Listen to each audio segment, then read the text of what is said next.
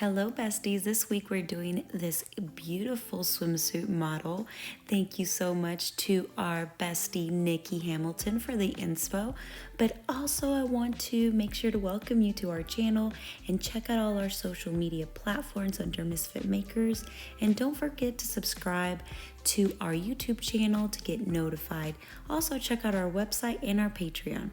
Okay, let's get started. I'm going to be using a 24-ounce plum from the Steel Magnolia, some Sculpey 3 from Hubby Lobby or your local craft store. We're going to start off by lightly sanding our tumbler. This will get it nice and prepped for our clay to adhere.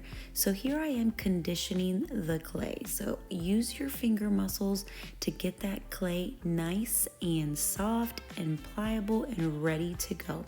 So after you got it nice and soft, you want to divide it in 2 equal balls for your upper part of the body.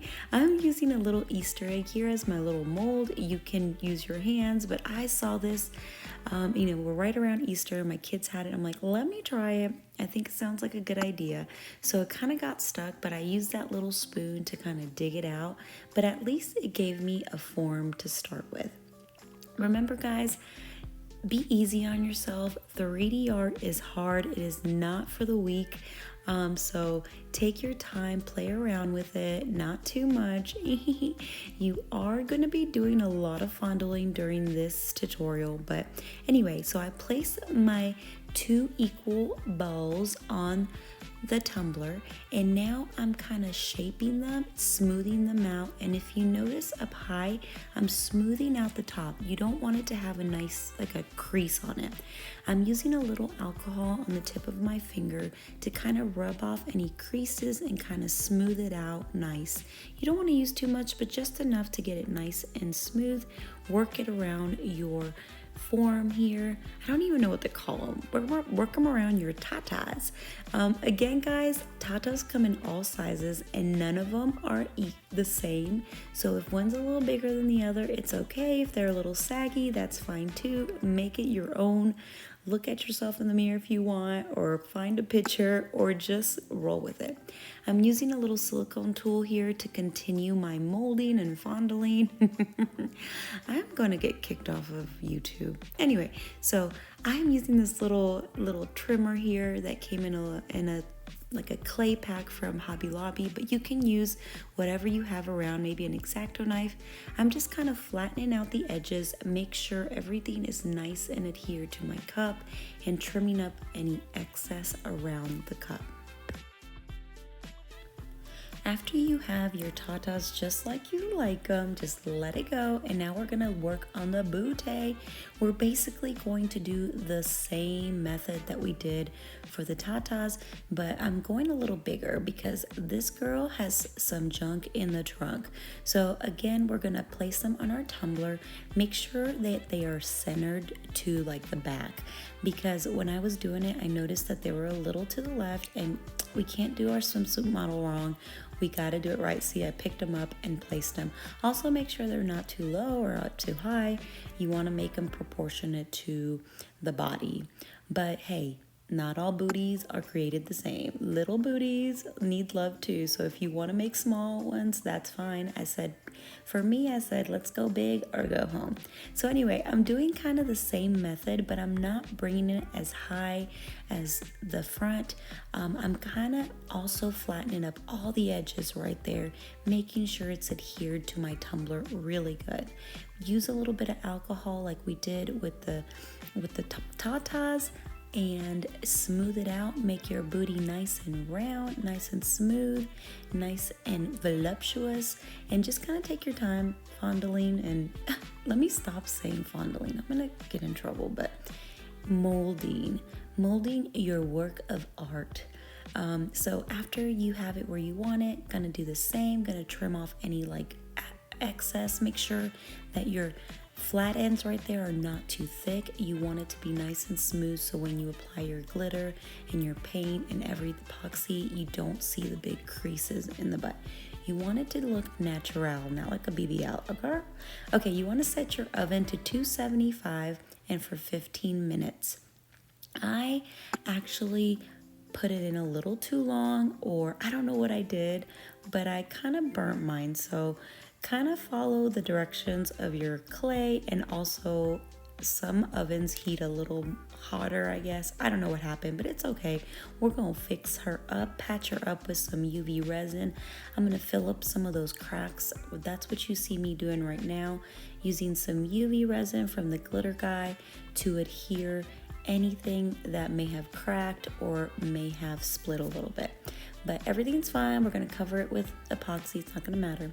So right now I'm just going to trim up my bottom. I wanna have an exposed bottom, like I don't want to epoxy over it. So I'm creating a nice clean edge using electrical tape and a cut edging tool.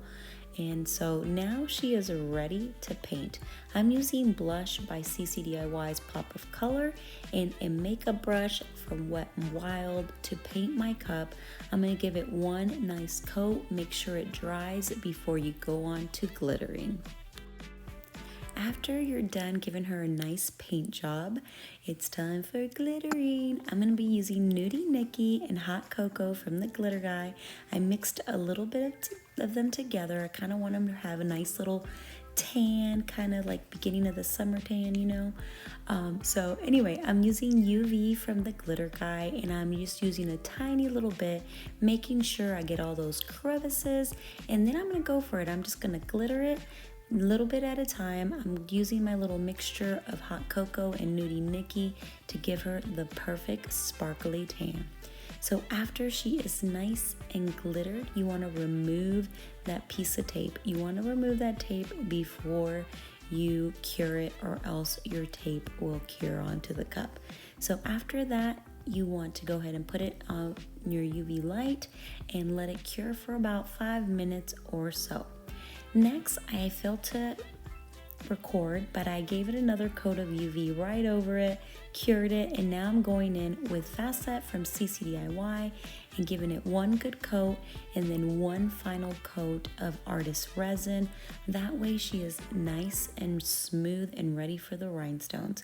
Also, I clean my rim this way, just using a little paper towel and alcohol to clean the rim. Okay, now we're ready to rhinestone it. Remember guys, rhinestoning is the last step. Last step. Okay, some of the things I showed you there is I'm using Liquid Fusion and I'm using my Tanto from the Crystal Ninja and some bling. Okay, so we are gonna start with the brassiere before anything. So I am going to use my middle-sized stone. I don't remember what size it is, but I have 3 sizes there. Now I'm gonna start with one size only, just to frame out the actual the actual underwire, brassiere, I don't know what to call it. So I'm going to start with that, and after you have your outlining, that's what I meant, the outlining. After you have the outlining, then I'm going to do the outlining on the top of the bikini top. I wanted to do like a little scallop kind of look. That was kind of challenging. There's probably better ways to achieve this, but I just kind of winged it and kind of moved them around. The glue stays wet for a little bit, so you're able to manipulate and move them around. But I did my little outline on one side, and then I went ahead and filled it up. Again, I'm using 3 different types of stones to fill up any little nooks and crannies. I'm doing the scatter method, so I figured having different sizes would be best. So after my outlining of both sides, I want to do the bikini strap. So that's just one line one side and one line on the other. I used the biggest stone for my bikini straps. I figured I wanted them to be a little thicker and for them to stand out. But it's nice to have different sizes, because like right there I couldn't fit another one, but I needed one. So I put a little tiny one there so it wouldn't look like a big gap. So it's nice to have different sizes of the same color. I did the same for the other side, and then I'm gonna get started with filling it up. So take your time with this. It's like Tetris, trying to find the right stone that fits in the gap that you have. So I did one side and then I finished the other. Next, we are doing the booty.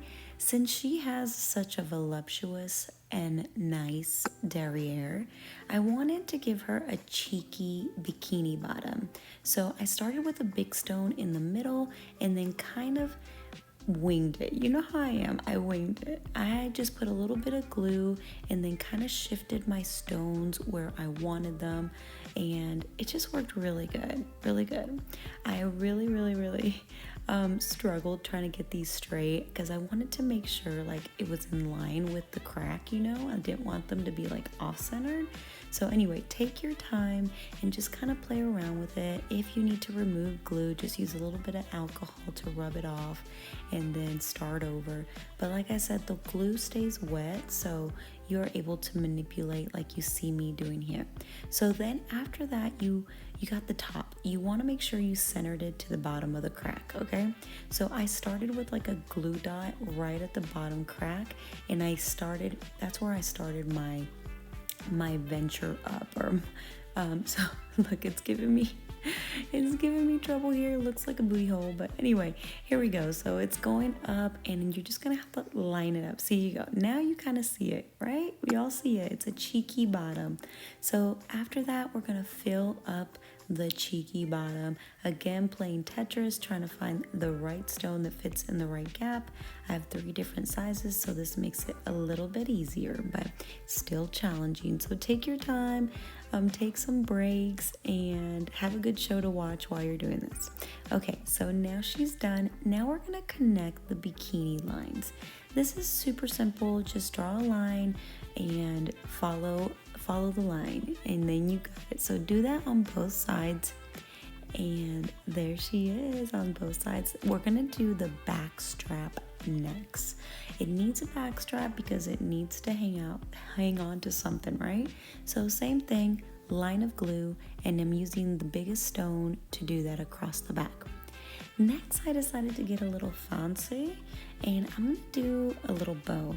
I'm not gonna lie, this was a little difficult. It was challenging, probably because I just winged it and I was like, let's just go for it.